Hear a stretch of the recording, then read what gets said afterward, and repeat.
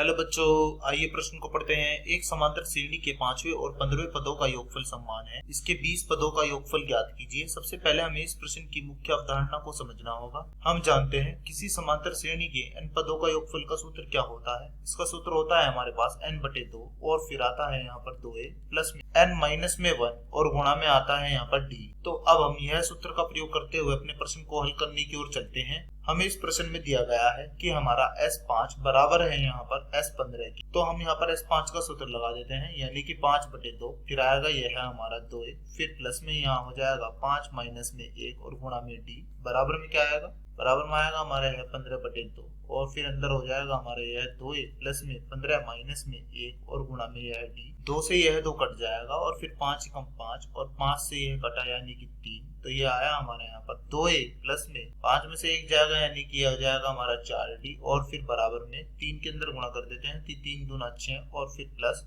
और 15 में से 1 जाएगा तो 14 और इसकी गुणा करेंगे 3 में तो 14 यानी कि 42 और d।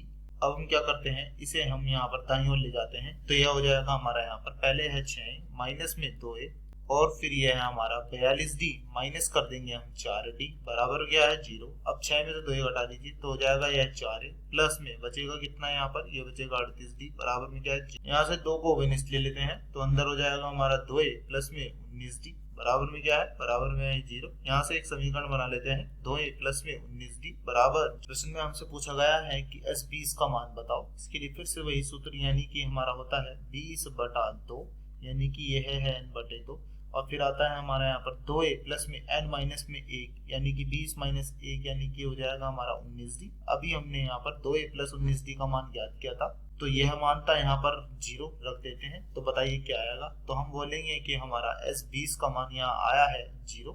तो हमने S20 का मान ज्ञात कर लिया। आशा करता हूँ यह प्रश्न आपको समझ में आया होगा। धन्यवाद।